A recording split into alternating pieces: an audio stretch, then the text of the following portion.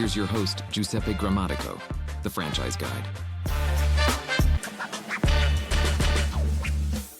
Talk to us about the effect on tariffs. That was something that actually came up in conversation with a family I was working with last week. And I know the answer to this. You guys did a great job in response, but I wanted to hear it directly from you. So how will tariffs affect the business? Will there be any effect? Talk to us a little bit about that. Yeah, well, I'm assuming Gab, our friend of guys who helped you out, but let me dive into that one because there's a lot of pieces to it. So number one, I spoke about how our average job size is actually higher in the US than it is in Canada. Well, I don't know if you check the exchange rate, but $1 Canadian is 1.45 US dollars. Wow.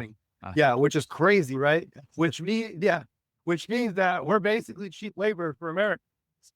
So manufacturing in Canada actually is a huge benefit for our U.S. franchisees. We do distribute through our U.S. location, but manufacturing labor cost is almost 50% cheaper. Everything is just much, much cheaper. So if you're charging, as they are in the U.S., the same or more, but you're paying almost 30 to 40% less for the product, well, you can imagine the profitability for our U.S. franchisees is actually higher than our Canadian franchisees.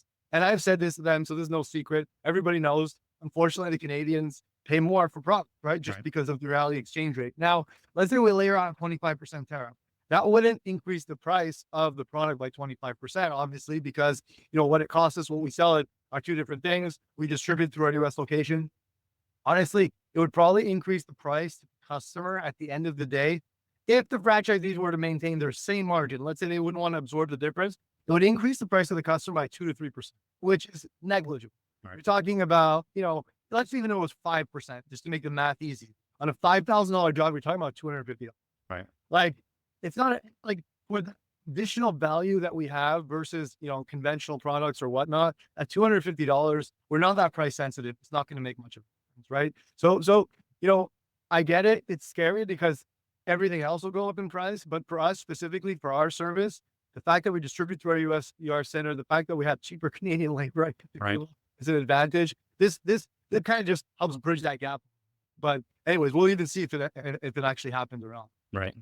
It's good. It's good to talk about because people panic. They see the news and they don't know the actual true effect of what that will look like. So I appreciate that. I'm sure that's come up in your organization and it's good. It's great to stay ahead of it and just put everyone's mind at ease. So funny because I thought the U.S. franchisees would panic a little bit more about it, but they've been so great about it. Like they're like, look, even if it were to go up 25%, which it won't, like our product costs will never go up 25% just because we distribute through the U.S. Let's say it increases by, I don't know, 5 to 10%. They're like, our product cost is 15% of what we're selling, right? Labor is really the big part. Right. Yep. So the increase in the customer is really what we're looking at.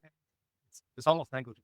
Yeah, I was going to bring that up. It's mostly labor, right? Paint is one aspect, right? But labor is going to be most of it. So very good point. I'm glad you brought that up and wanted to cover it. I like to cover the issues at hand because people panic. They don't know what questions to ask. So it's good to address. And every business is going to be different. Some people may be manufacturing in their home state or they may be making changes. So it's good to ask these questions. Should be part of your due diligence when you're speaking with each and every one of the franchise companies. So.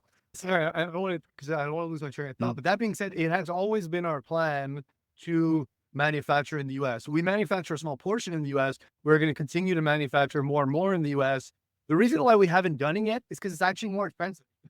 So, we actually just manufacture here, distribute to our U.S. center, and then distribute from there. But to manufacture in the U.S. would actually cost us more. So that's the reason why we don't do it. We don't want to increase the price, but it is in the plans to do it just from. Gotcha. Okay. No, that makes sense. Let's see.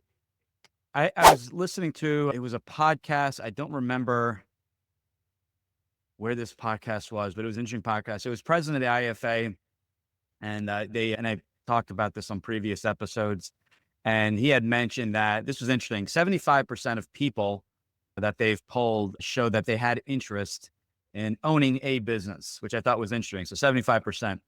Of that group, of that 75%, 3/4 gave the reason that they never actually had moving forward with a business was they didn't know where to start, which was actually pretty interesting. I always thought it was going to be, well, it's money. They just felt like you needed millions of dollars like you do with some of the bigger brick and mortar fast food chains.